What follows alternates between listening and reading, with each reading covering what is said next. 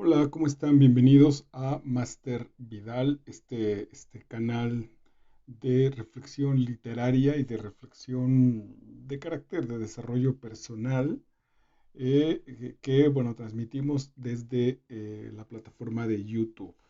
Hoy vamos a trabajar sobre un texto de desarrollo personal que se llama Crisis, Crecimiento y Despertar.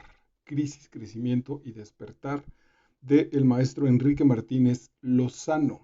Como subtítulo tiene Claves y recursos para crecer en conciencia. Me encantó el libro porque tiene un elemento práctico para entrar en la espiritualidad. Hemos hecho un par de entregas anteriores sobre la curación a partir del curso de milagros de Enrique Corbera y otro más que se llama Déjalo o Dejando Ir, que son absolutamente espirituales, absolutamente colocarnos, salirnos del girar de la rueda de la vida, salir con nuestra conciencia para ver rodar la vida, y eso elimina apegos, elimina ansiedades, elimina sobre todo inquietudes y asuntos neuróticos, nos permite entrar a la rueda desde una manera mucho más gustosa o por una voluntad propia, por experimentar el mundo, porque no está peleado el asunto espiritual con el asunto físico del mundo. Nada más lo que no debería suceder, porque nos maltrata muchísimo, es que si nos metemos a esa rueda, nos dejamos influir y la pasamos muy mal. En este caso, con el texto de Enrique Martínez Lozano, lo que nos va a permitir son los modos. Si tienes preguntas sobre, ok, ¿y cómo se hace o de qué maneras relativamente prácticas puedo entrar para penetrar en mi espiritualidad, para penetrar en mi ser, para salir de esa rueda de la vida y entrar y ajustar mi vida a partir de eso? Es un gran texto porque no suelta los mecanismos y por lo contrario los relaciona con el asunto del crecimiento en la conciencia. Ok, el doctor Martínez Lozano es psicoterapeuta, sociólogo y teólogo, por eso, en realidad, bueno, por eso logra ese proceso en su texto. Es autor de varios libros, nació en Guadalaviar, en Teruel, en 1950, entonces por ahí debe andar ahorita por los 70 años, da muchísimas charlas y a mí me parece que es un absoluto profesional de lo que aplica. Me voy a ir directo porque hoy reuní muchas citas que ya sabes que te las voy compartiendo y pues si son necesarias explicarlas, y a su vez este orden nos permite ir y revisar por dónde va avanzando el libro. La experiencia más grande que puedes tener seguramente será el contacto directo, el que repases este texto, el que lo consigas y lo subrayes y escribas tus notas y te pongas a dialogar con él, porque al final de cuentas lo que va a estar en juego en ese aspecto será tu propia vida. Abre con una metáfora diciendo, el gusano únicamente tiene que aguardar pacientemente, sin huir y sin querer entender, permaneciendo y confiando en una sabiduría que lo trasciende.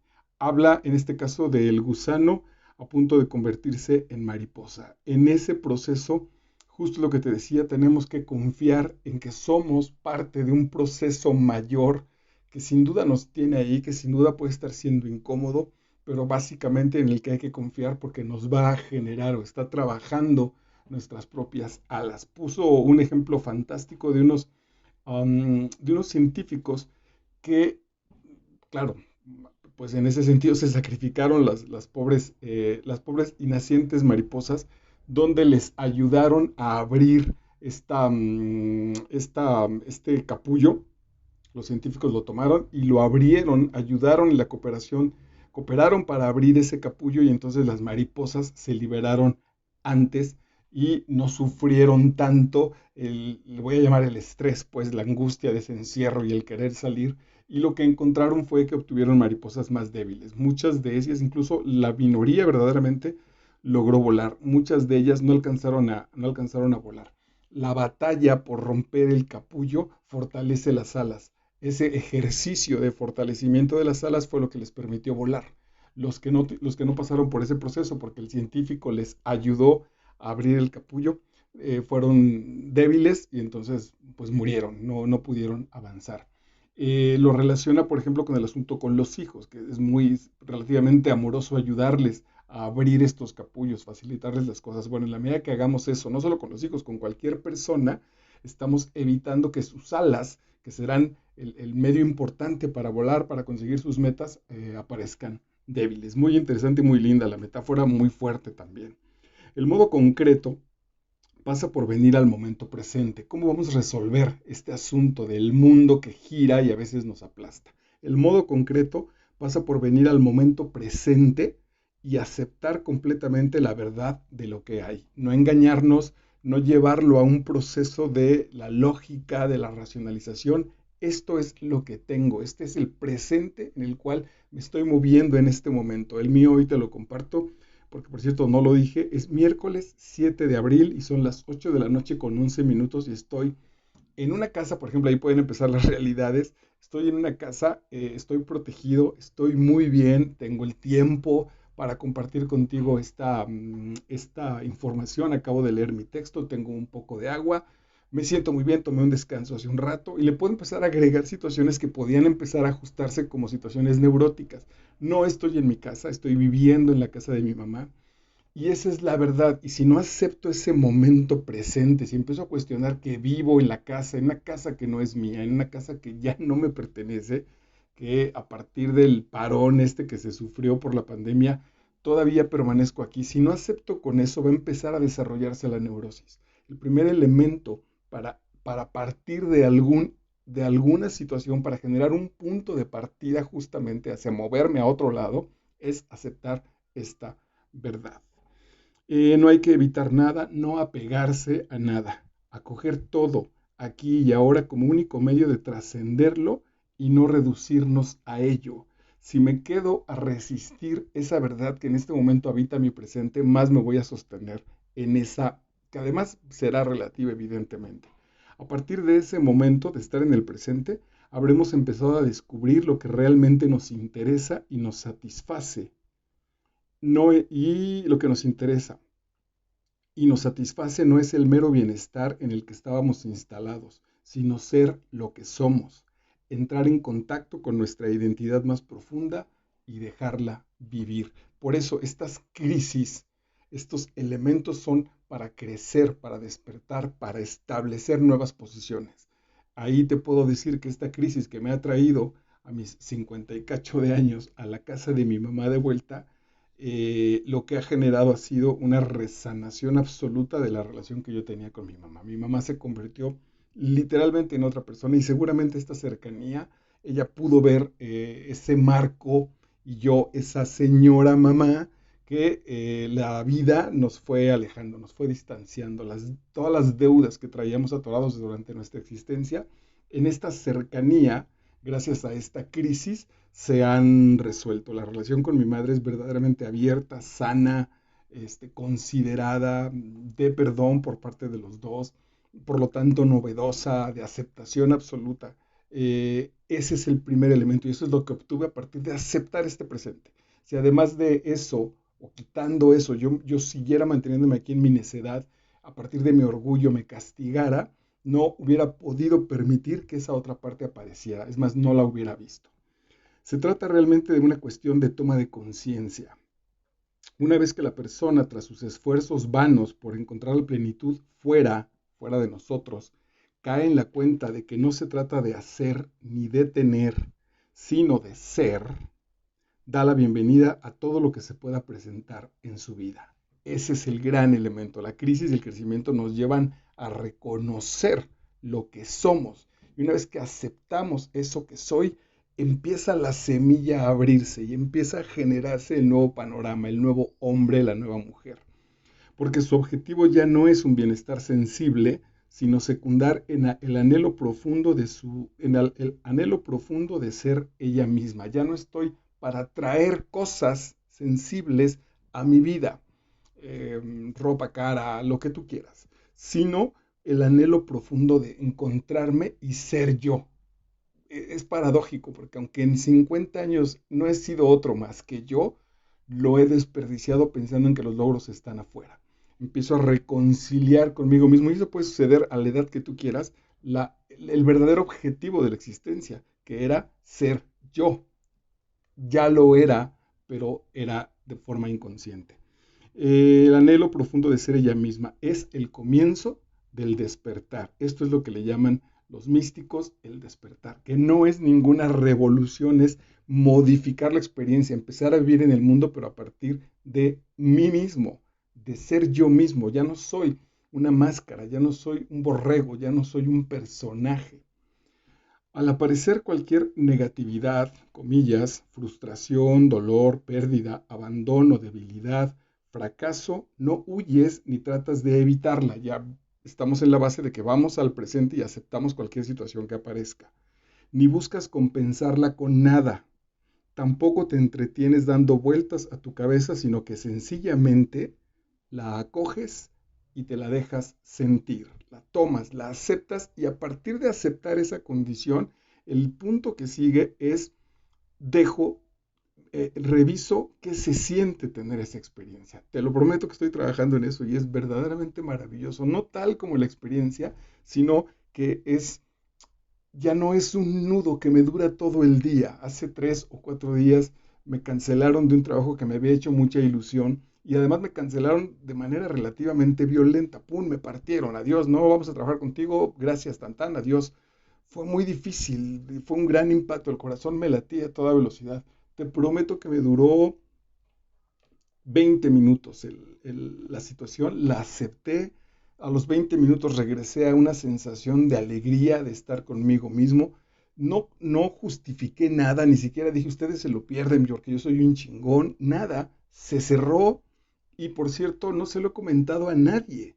Es decir, hay gente que conoce a esas personas que me cortaron, que somos muy amigos. Hablé con esas personas, ni los enteré, ni les platiqué, cosa que me hubiera durado muchísimo tiempo y que le hubiera estado dando vueltas semanas porque me sentí lastimado. Me duró 20 minutos.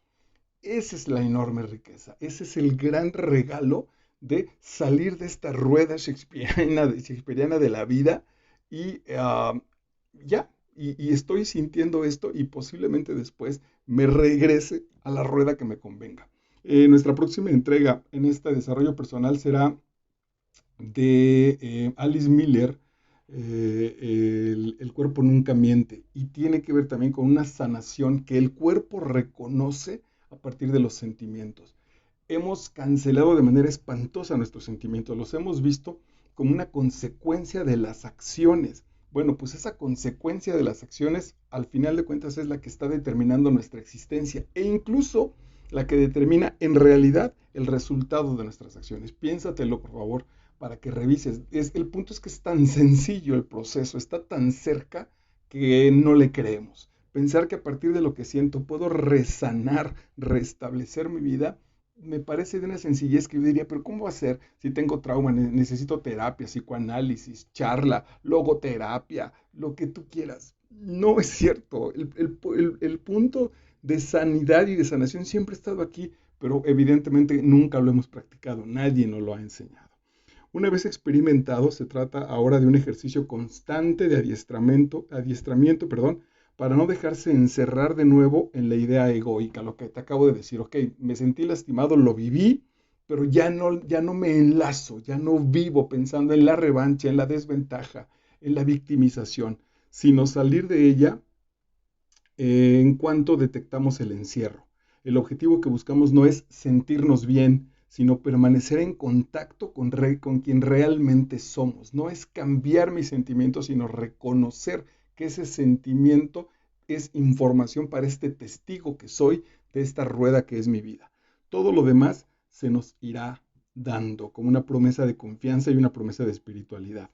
Cuando el yo grita por sus derechos, sobre todo cuando en medio de la crisis se siente devaluado, despreciado, utilizado, es necesario saber acompañarlo con amor compasivo. En ese proceso de muerte, el hecho mismo de favorecer un sentimiento amoroso hacia él hará que la capacidad de amar se despliegue en nosotros. Lo vuelvo a relacionar con esta lectura a futuro que te voy a presentar, que es El cuerpo nunca miente de Alice Miller. El cuerpo, dice Alice Miller, se ha quedado guardado, están en él guardados todos nuestros traumas y todos nuestros dolores desde nuestro nacimiento e incluso, siguiendo algunos otros autores, entre ellos Jodorowsky, desde antes, desde que fuimos concebidos posiblemente, ya está nuestro cuerpo espiritual generando las huellas que tiene guardadas.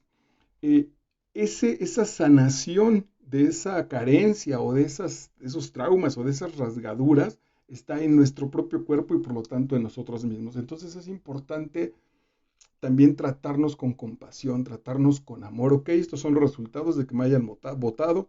Te lo agradezco mucho. Qué bueno que lo resistes, Marco. Qué maravilla que tengas esa fortaleza. Venga, gracias y avanzamos. No, una vez más, te dejaste, vamos a generar, como te decía hace un rato, la venganza, la revancha. Todo ese proceso está aquí. Ni el objetivo es, ok, no sientas nada porque estamos huyendo de sentir feo. No, es genero esto, aquí está, lo acepto y aquí mismo en ese proceso se dará la información, como dice el texto, y lo que esté por venir, lo que esté por llegar, solito aparecerá. Es como abrí con el primer ejemplo, estoy luchando contra este capullo para que la mariposa de la paz, para que la mariposa de la situación fuera de neurosis, la mariposa del encuentro conmigo tenga unas alas maravillosas para sostenerme. La regla número 6, bueno, da un dictado ahí de situaciones a partir de cómo generar este proceso. La regla número 6 es no seas idiota, no te tomes tan en serio. Es un ejemplo que él dice, ok, trabaja con la regla número 6. Ninguna otra regla es importante, solo está esta. Es un juego para que lo memoricemos. Y la regla número 6 para que no nos lastimen es no seas idiota, no te tomes tan en serio. Todo lo que supuestamente me pasa, todo lo que supuestamente me hacen, negativo o positivo, en realidad no me lo tomo en serio. Puedo preguntarle cuáles son las demás reglas. No existen. No hay más reglas, solo existe esta regla número 6. No seas idiota, no te lo tomes tan en serio. La puesta en práctica de esta regla requiere simultáneamente cortar cualquier funcionamiento imaginario. No le doy permiso a la cabeza de que se vaya a generar neurosis. Venir aquí y ahora y observar al ego en acción, revisar cómo el ego está escandalizado, está provocándome para que yo despierte y tome revancha, para que despierte y me vuelva víctima.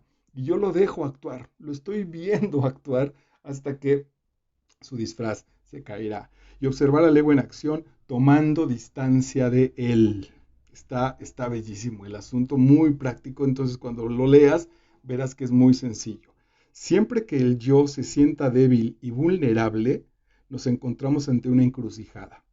Según el camino que tomemos, nos veremos abocados a un callejón empobrecedor y sin salida, o bien seremos conducidos a una conciencia mayor, más lúcida y amorosa.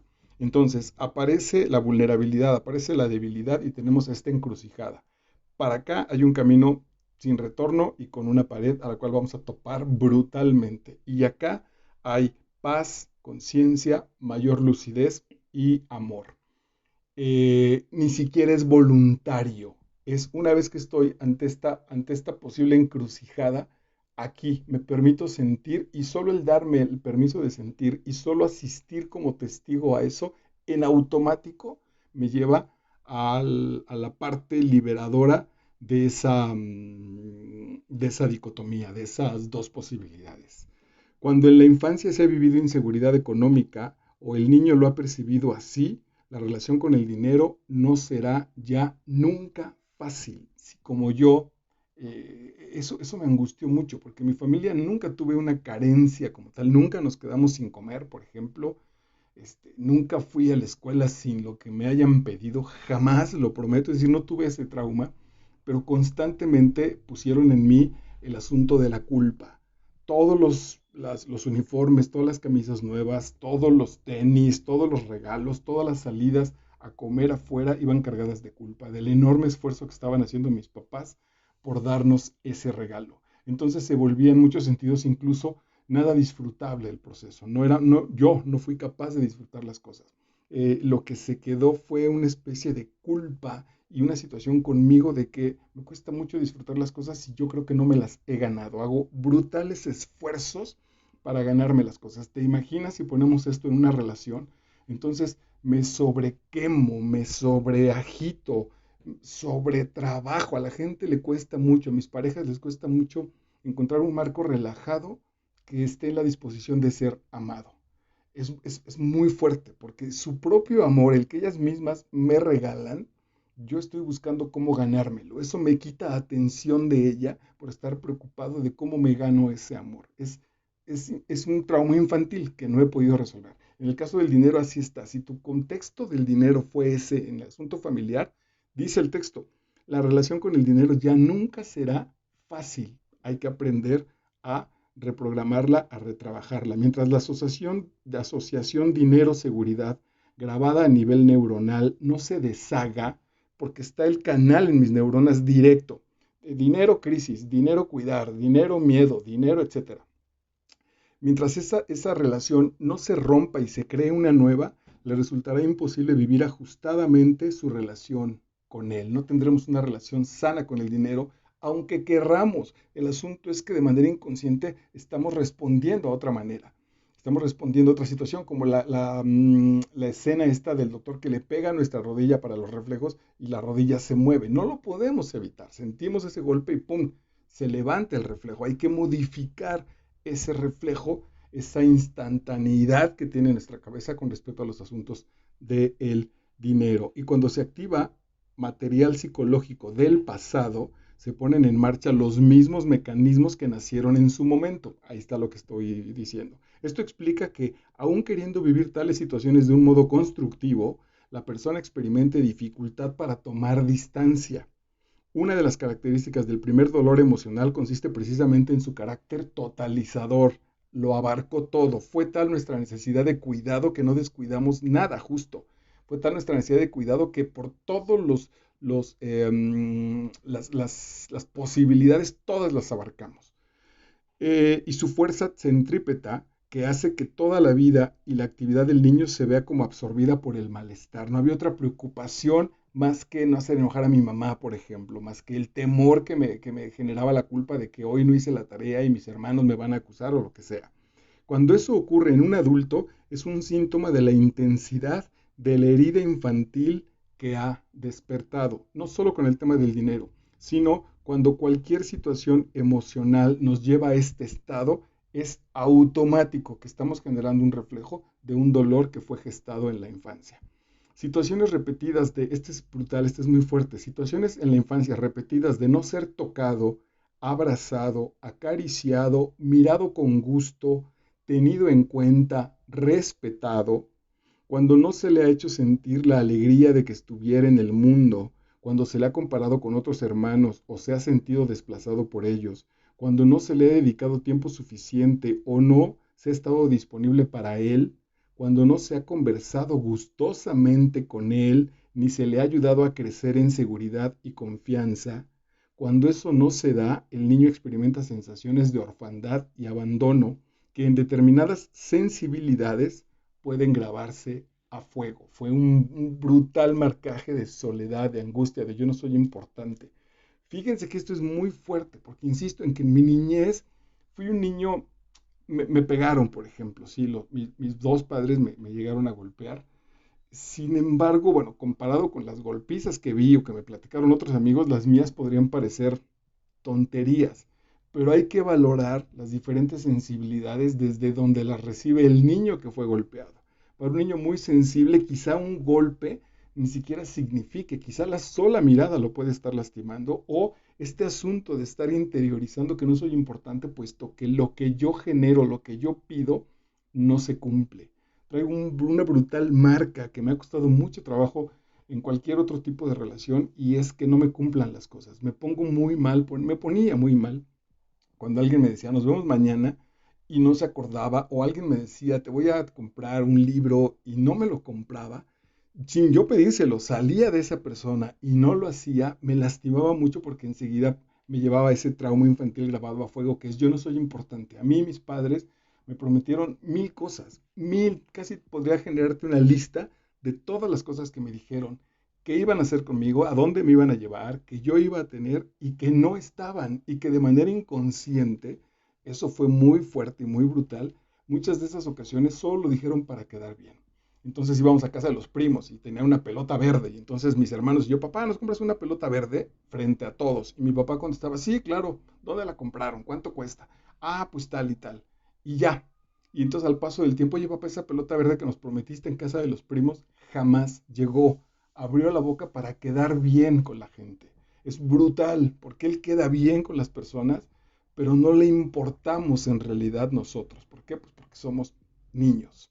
Se traducirá todo esto que acabo de leer en sensaciones de vacío, tristeza, ansiedad, falta de gusto por vivir, que tenderán a reaparecer sin motivo aparente a lo largo de toda la vida, a no ser que pueda avanzarse en una curación de la herida desde la raíz. Dice en El cuerpo nunca miente, Alice Miller, que además, de manera inconsciente, es una especie de doble dolor, porque eso que me aplicaron a mí, esa no importancia que me dieron y que esté en mi cuerpo, yo con mis propios hijos, posiblemente con mis nietos, la voy a trabajar de la misma manera.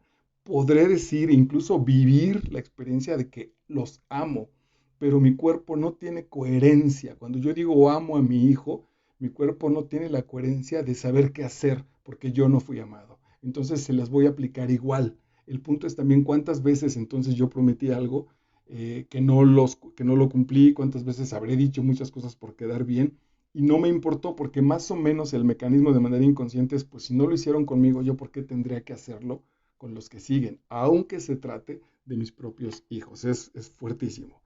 Abriendo los ojos hasta ver que solo había una cosa mala, comillas, en todo ello, seguir identificados con nuestro yo. Eso lo establece de manera muy hermosa con respecto al pasado. El asunto de mis heridas del pasado, de mis heridas en la infancia, es que yo ya no soy ese que está ahí.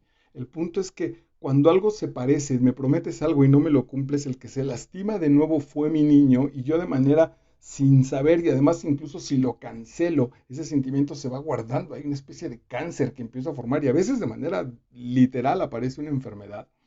Lo que tengo que aprender a hacer, lo que me permite esta pausa con la que arrancó nuestro texto, esta distancia, es ver que ya no tengo 3 años, que ya no tengo 5 años, que ya no me afectan de la misma manera las supuestas promesas que a mí me hacen. Y que esa herida, ahora yo la puedo modificar e ir a hablar en un ejercicio de imaginación y de situación directa, ir a hablar con mi niño, con el niño lastimado y decirle, ok, tranquilo, hay gente que te sigue lastimando, hay gente que te sigue prometiendo, es gente inconsciente, como lo podrás notar, yo no. Yo te hice la promesa que ya me iba a encargar de ti cada que estuvieras lastimado y aquí estoy. Ese ejercicio, esa situación que en realidad es tan simple, empieza a remodificar las estructuras neuronales. Reconciliarse con la propia vulnerabilidad implica también reconocer y abrazar nuestros demonios interiores, nuestros enojos, nuestros egos, nuestras venganzas.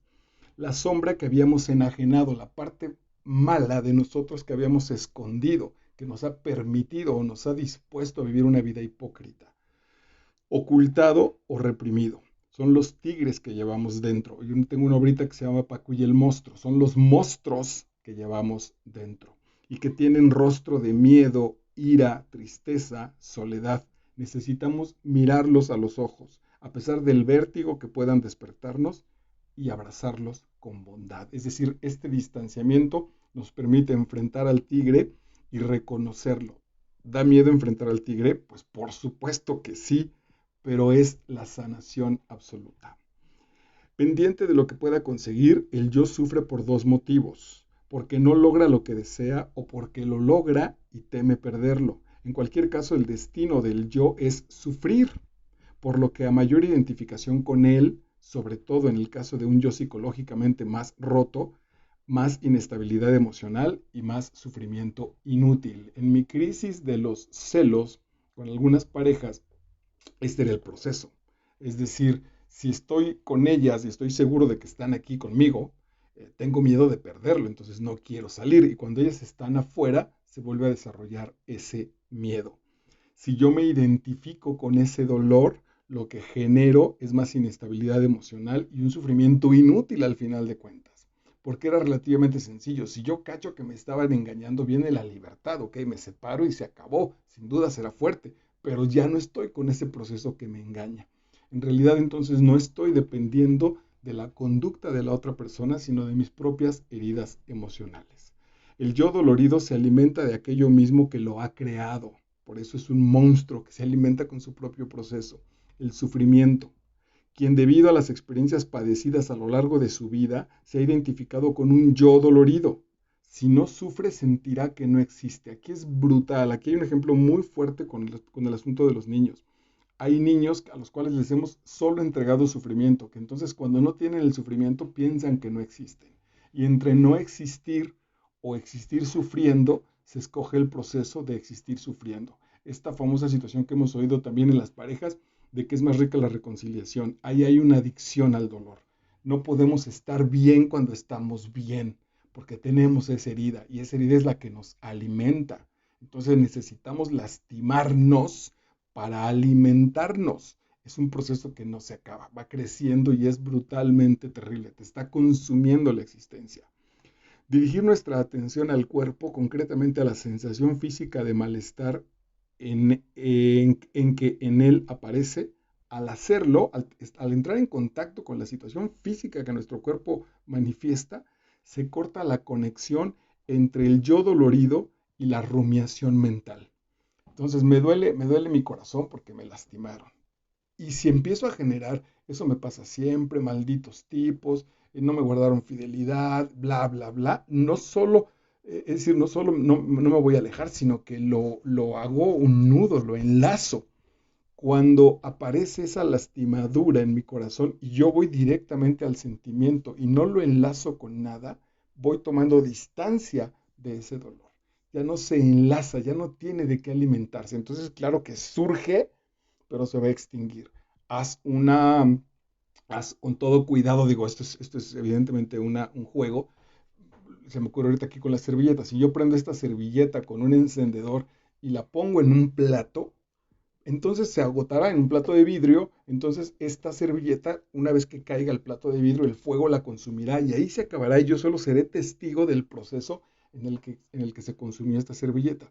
Si enciendo esta servilleta y la dejo caer en otro grupo de servilletas y ese grupo de servilletas las dejo caer en un plato de cartón y ese plato de cartón está sobre una mesa de madera, entonces justo estoy haciendo lo contrario, ese hilado está alimentando ese fuego y entonces, bueno, pues crecerá hasta generar un asunto bastante complicado, bastante grave.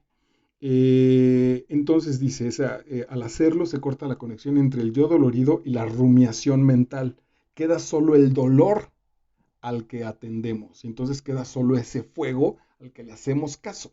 Si esa servilleta se enciende en un plato de vidrio y además yo aquí estoy prevenido con mi vaso con agua, bueno, pues esta vez está en el control de mí mismo. No puedo evitar que se incendiara porque fue un elemento que la vida me regaló, que la vida me puso, ok, pero ya no la alimento con mi dolor o no la alimento con mis traumas o con mis miedos, etcétera, etcétera. ¿Y qué beneficio podemos obtener de prolongar el sufrimiento? ¿Qué situación ganamos cuando el sufrimiento lo vamos permaneciendo? Pueden ser varios. Atención, esto está en nivel inconsciente. Ayer platicaba con mi madre y tenemos un texto, el último que hicimos sobre André Gide, que se llama los alimentos terrenales. Ella me decía, ay, le encantó el libro, le encantó. Y me dijo, ay, híjole, qué ganas de empezar a ser feliz. Y yo le dije, ¿y por qué no has sido feliz? ¿Qué te ha detenido? Y bueno, nos detuvimos en una charla un poquito larga, muy nutritiva. Eh, pero el punto aquí es que establecer que si mi madre, solo como ejemplo, no ha sido feliz es porque hay algo en la infelicidad que le conviene. En la no felicidad hay algo que tiene una ventaja. Si tú estás en una relación que ya no soportas, revisa porque tiene una ventaja esa relación. A lo mejor te da miedo encontrar una relación nueva, a lo mejor sientes que eres viejo, te da flojera empezar. Bueno, pues esta relación entonces es mala, pero ya no tengo que empezar otra. Ya me conoce la tipa o ya conozco o ya me conoce mi marido. Ya estoy ahí mediocremente bien. No soy feliz, pero es preferible no ser feliz a arriesgarme a una nueva relación. Llámalo trabajo, llámalo examen, llámalo profesión. ¿Qué situaciones, qué ventajas encontramos de estar en un lugar que no nos convienen? Que en otro cambio implicarían situaciones más problemáticas. Es decir, ahorita mismo habría con la situación de que vivo en la casa de mi madre. Bueno, todavía no tengo el suficiente dinero para tener las mismas comodidades que aquí tengo. Es decir, según yo, claro, Cuando logre esa posibilidad de tener el internet, mi escritorio, una cama, mi ropa limpia, comida, entonces me da lo mismo estar en cualquier espacio. Porque si el asunto es, ok, ya no aguanto a mi mamá, comillas, y entonces quiero salir y a lo mejor me voy a un cuarto de 1,200 pesos con el baño afuera, donde no tengo internet, esas incomodidades no sé qué nivel de valor tengan con respecto a si lo más importante en mi vida es no vivir con mi mamá, bueno, pues pagaré un precio. Esos son los ajustes que hay que establecer. Mucha atención, porque en el caso de la felicidad, en el caso de resolver los problemas, resulta que le encontramos sufrimiento, perdón, le encontramos beneficios a nuestro sufrimiento. Pueden ser varios. Recrearnos en nuestro papel de víctimas, es decir, me conviene sufrir porque quiero reafirmar que soy la víctima. Probablemente en términos psicológicos quiero castigar a alguien. Quiero darle a entender a mi familia que yo soy el mejor de la familia, el más sensible, y vean cómo me lastiman. Otro, reclamar atención. Bueno, estoy pensando en alguien que se la pasa diciéndole a sus hijos lo enferma que está. Y yo platicando con ella, dándole consulta, le dije, tú no estás enferma. Tendrás ahí un par de cosas como cualquier mujer de tu edad, pero en realidad eres muy fuerte y podrías caminar por ti misma. Pero si lo hace, entonces ya no va a tener la atención que implica que sus hijos le estén llamando todo el día durante 6 o 7 veces y que los pueda manipular y que los pueda chantajear. Creer ilusoriamente, entonces no tengo éxito en mi carrera como actor, pero eso, si no salgo a probarlo, si no hago pruebas, si no voy a los exámenes para los personajes, si no fabrico una obra de teatro y me expongo, entonces desde no hacer eso, yo sigo considerando que soy el mejor actor de este país. ¿Ok? ¿En dónde trabajas para ver si es cierto o no? No, no, no, fíjate que no trabajo, el mundo es muy injusto, pero yo sigo creyendo que soy el mejor actor de este país. Como el niño, que así obtendremos lo que deseamos, castigar a quienes consideramos culpables.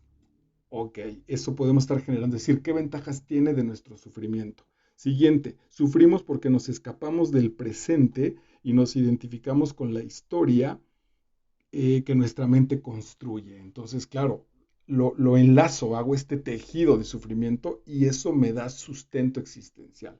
Para dejar de sufrir se requiere evitar cualquier actitud victimista y no recrearse en ningún tipo de historia mental. Estas personas no quisieron trabajar conmigo, esa es la verdad que acepto, se acabó, ese es el punto, adelante.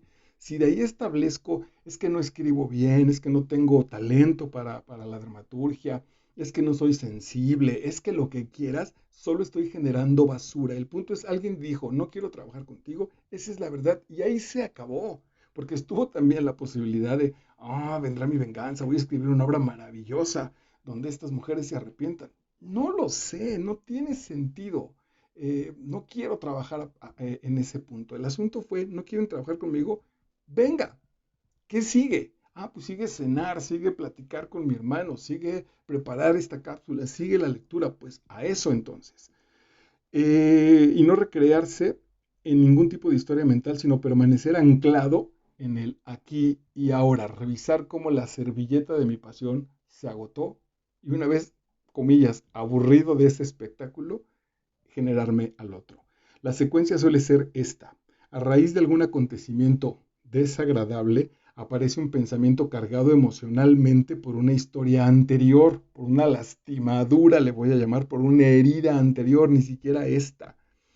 La persona toma ese pensamiento como si fuera la realidad y empieza la espiral obsesiva del sufrimiento. Entonces, separarnos, alejarnos de ahí, lo que nos lleva casi en automático, que yo ya empiezo a lograr, es que todas las heridas que siento a mis 50 y cacho de años, en realidad cuando me descolocan, cuando siento la herida, tiene que ver con un asunto de la infancia, tiene que ver con un punto que está guardado muchos años atrás. Vengo ahorita de un lugar, de un proceso que voy a empezar y donde el director me dijo, ok, me gustas mucho, pero necesito que estés más delgado, estás un poquito pasado de peso. Y sentí luego la carga emocional.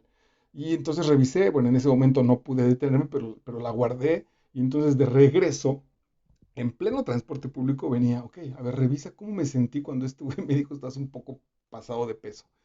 paz, apareció la emoción. La solté y enseguida noté que traigo desde la infancia la idea de que yo debo ser perfecto. En la medida en que yo sea perfecto, a ver si de ese modo mis papás me aman. Como no lo he satisfecho, como no lo he arreglado, cualquier persona que pone en cuestionamiento mi ser físico, mi ser intelectual, me genera, me recuerda con su toque, dicen los cuatro acuerdos, me toca esa herida que se traslada hasta allá. Si yo no estuviera ya colocado con este proceso, a lo mejor dejo de trabajar con ese director. Y entonces digo, este güey, ¿qué le pasa? Me dijo gordo. Me invento cualquier cosa y ya no trabajo en ese proyecto y lo sigo generando de manera neurótica. No, oye, el asunto fue, ok, claro, es que traigo en mi cabeza que si yo no soy perfecto, valgo menos. Marco de 5, 7, 10, 12 años. Oye, no, eso no es cierto, no te lo creas, no lo aceptes. Lo que están pidiendo es una exigencia que además tú puedes hacer, tú puedes valorarla y tú la puedes obtener. Vamos a disciplinarlos, vamos a bajarle lo que tú quieras, necesitamos perder 3 kilos, 4, lo que sea, lo podemos hacer y lo vamos a hacer amorosamente por nuestra profesión y vamos a trabajar el éxito. Fíjate toda la diferencia con potenciar esa posibilidad porque la he aprendido a resolver que con la negatividad. Sentirme, quedarme sentido con una persona, no generar ese trabajo, apartarme, no avanzar profesionalmente, incluso hasta físicamente. Es posible que si lo notó, bueno, pues es porque ahí está. No pasa nada, al contrario, puede ser un asunto hasta de salud. Esa es la gran ventaja de solo recibir ese madrazo emocional, ver cómo la servilleta se quema y dejar que se agote. Dejar de tomar esos comentarios como la realidad implica pasar de la mente pensante a una mente observada. Ya no participo del proceso, observo. Es el único modo para dejar de ser marionetas en manos de los pensamientos erráticos. Aquí está la frase de lo que te acabo de explicar con este ejemplito que viví hace un rato en mi cita profesional. Hasta ahí toca el punto. Rendición es aceptación sin excusas y sin búsqueda egoica. No me lo tome personal. Por eso, tal como escribe Vicente Simón, la aceptación implica la desaparición del conflicto que el ego mantenía con la realidad. El ego nos está diciendo, fíjense qué cosa tan brutal, no puede ser. La realidad no es así. Es un asunto que negamos. Ayer viendo un pedazo de un partido de fútbol, anota un equipo un gol y el narrador dice, no puede ser. Fue interesantísimo, lo está viendo el tipo, el árbitro marcó el gol, señaló, al minuto se cambió, a los 30 segundos se cambió el marcador electrónico en el estadio y el tipo seguía diciendo, no puede ser. Eso es negar la realidad. ¿Eso quién lo hace? El ego, absolutamente. El planteamiento es muy simple. Compasión es sentir y dar amor a quien está sufriendo para sanar, tomo esa distancia y me trato con cuidado. El planteamiento es muy simple. Compasión, tener compasión de mí mismo es sentir y dar amor a quien está sufriendo, sea uno mismo, sean los demás, cercanos o lejanos. Ponle muchísima atención porque se nos distrae muchísimo cuando somos nosotros mismos. Cuando vemos el sufrimiento en los otros, incluso nuestra alma se compadece y sale casi en automático al cuidado de los otros. Pero diría también Alice Miller entonces, que cuando nosotros somos los que estamos sufriendo, a lo mejor nos ridiculizaron montones de veces ante las cosas que me dolían. La respuesta de mis papás fue, ay, no seas chillón, tienes todo. Como si además sentir los sentimientos de dolor fuera una especie de pecado, de egoísmo. Entonces tengo mucha dificultad para reconocer cuándo soy yo el que me estoy sintiendo de determinada manera, triste, enojado, etcétera, como si no me diera permiso a mí mismo y por lo tanto tampoco me trato amorosamente. Me castigo muchísimo por sentir lo que siento, es verdaderamente enloquecedor. Solo cuando palpamos lo que no podemos cambiar, solo cuando palpamos que no podemos cambiar la situación, nos vemos abocados a cambiar a nosotros mismos. Ahí está el proceso. No puedo cambiar la realidad. Tengo que modificarme, tengo que cambiar. Yo venía de un proceso de 4 o 5 relaciones, no menos, de 3 relaciones, eso sí, seguro de 3 relaciones donde me pusieron el cuerno.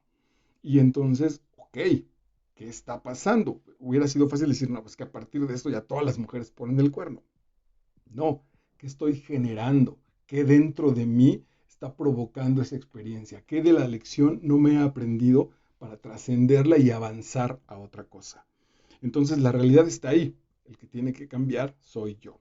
Ante el dolor solemos tomar una de estas tres salidas. La protesta, que incluye la queja, la racionalización, el proceso de llevarlo a nuestra cabeza con frecuencia cercana al victimismo y la huida. Las repito, protestar, quejarnos, la racionalización, que pudiera estar cerca del victimismo, y huir, salir. Pero ninguna de ellas se revela sabia, y aún pasando momentáneamente por ellas necesitaremos dejarlas atrás para acertar con la actitud adecuada. Ya presentía yo que lo que te platico de este punto en el que me cancelaron del trabajo, dije, ¿por qué no cuelgas y los mandas a volar? Ya cuelga la conversación y a la chingada. Vámonos a la mierda y no saber más de ellas. Dije, no, no huyas. No te escapes de lo que estás presintiendo. Todo va apunta para allá. Venga, venga, vamos a recibirlo. Diciéndole a mis niños interiores, aquí estoy yo. Ya tienen este apoyo. Si papá no lo hizo, si mamá no lo hizo, no los necesitamos. Queridos niños interiores de diferentes edades que fuimos lastimados.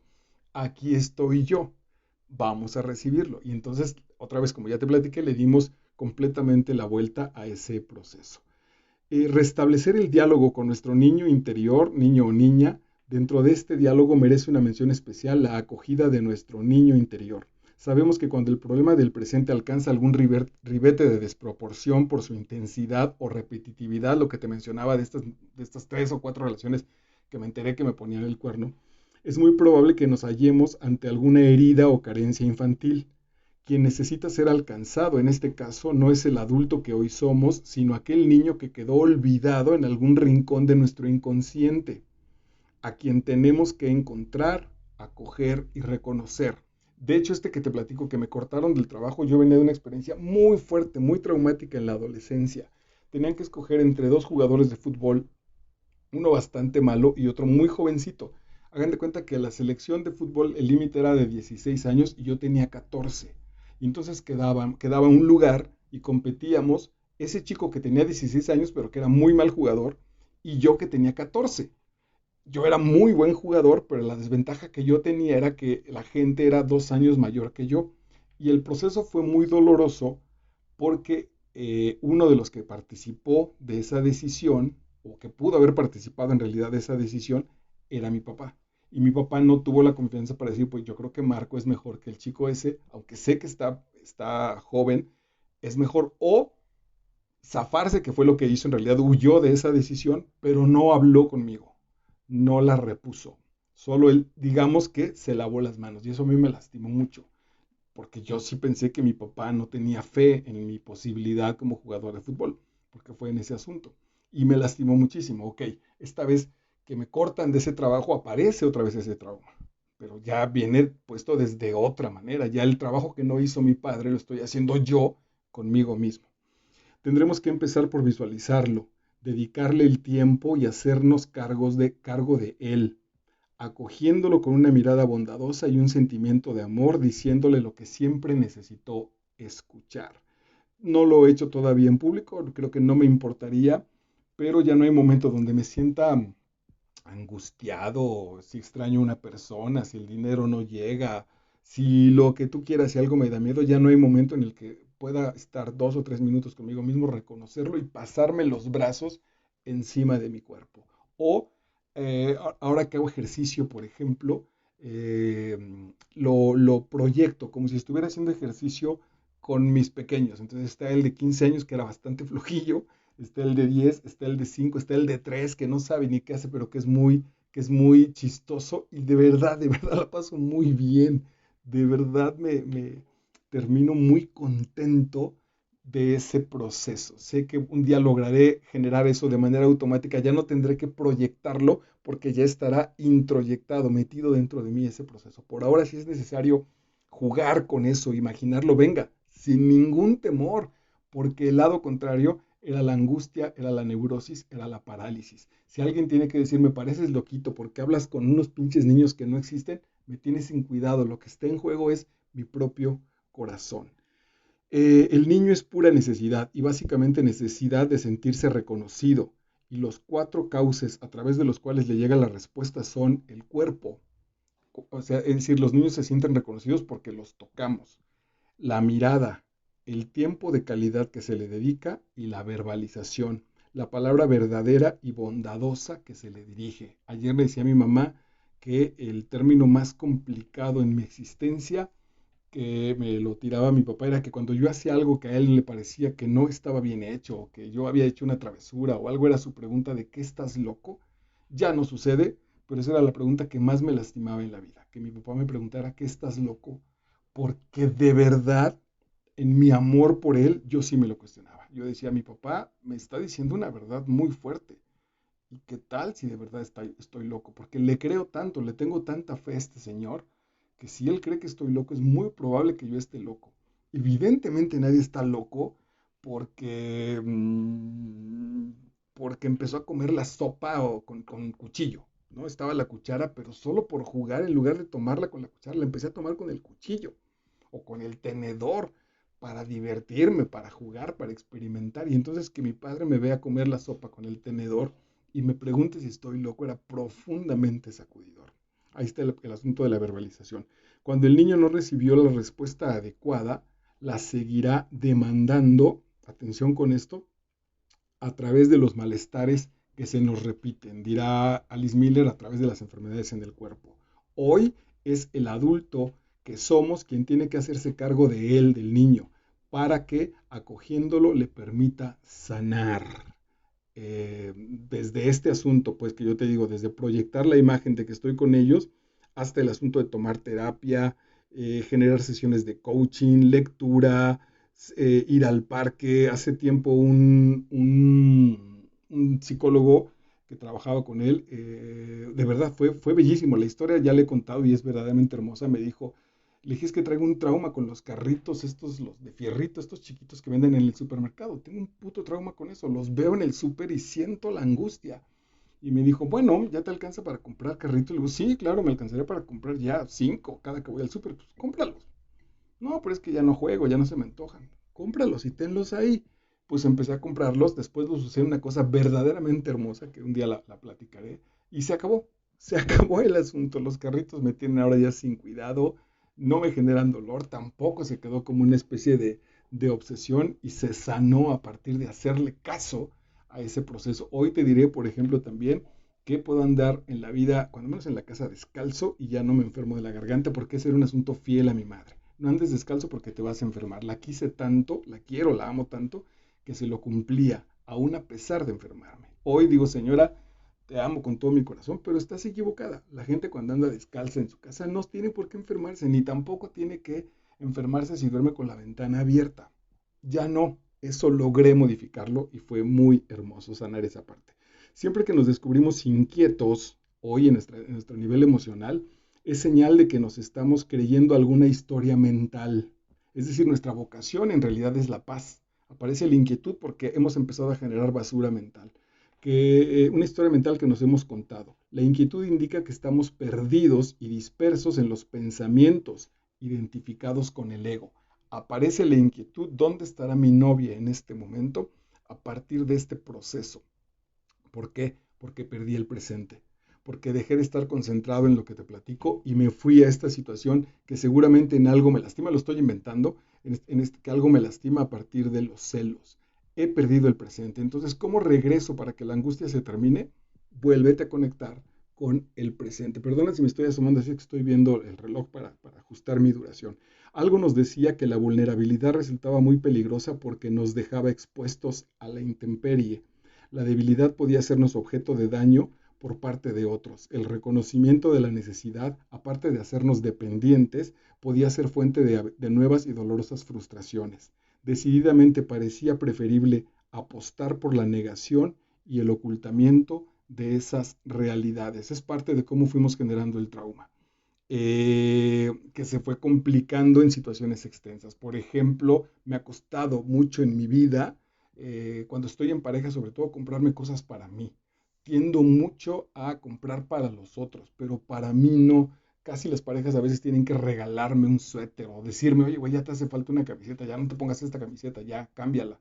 Porque estoy con la idea de que no la merezco, de que en casa no, yo no, mejor mis hermanitos, aunque realmente la pobreza no era para tanto, porque el asunto era cuando yo quería una camisa, el punto era, pues si tienes 4, Pues sí, pa, pero esa se me antojó, está bonito el color. Ay, no seas egoísta, hay niños que no tienen. Otra vez a generar la maldita culpa que me ha costado mucho trabajo eliminarla. Un concepto importantísimo, y con este vamos cerrando. La doble identidad.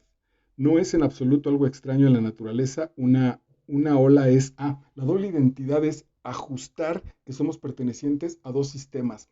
A un sistema, pero que tenemos dos posibilidades, es decir, que no somos ni buenos ni malos. No es en absoluto algo extraño en la naturaleza. Una ola en el mar, una ola es a la vez ola y agua. ¿Se entiende? Son dos cosas. Una rama es rama y árbol.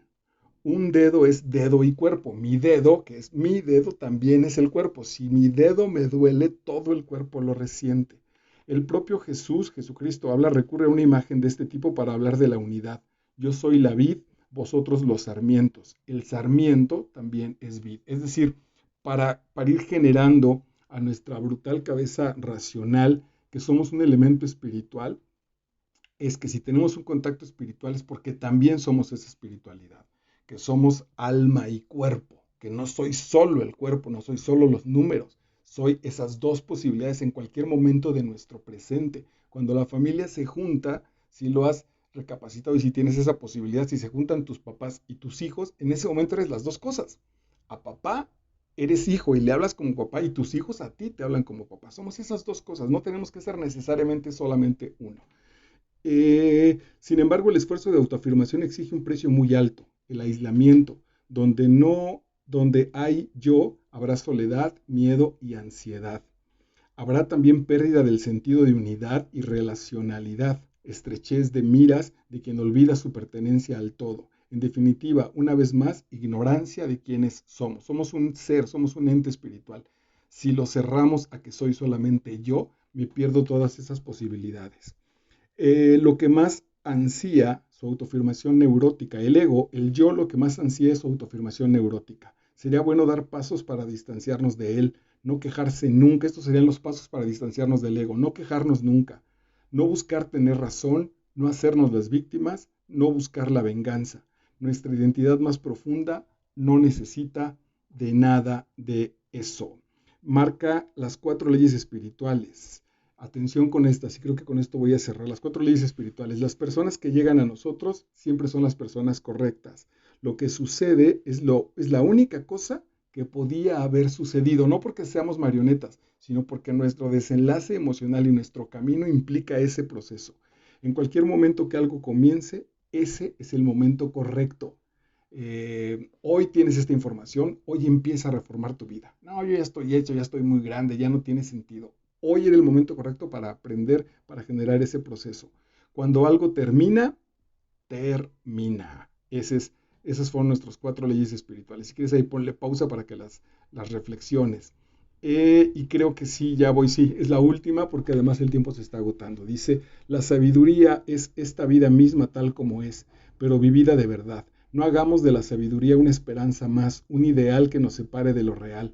Mientras se establezca una diferencia entre la sabiduría y tu vida tal como es, estarás separado de la sabiduría por la esperanza que tienes de ella. Dejen de creer en la sabiduría.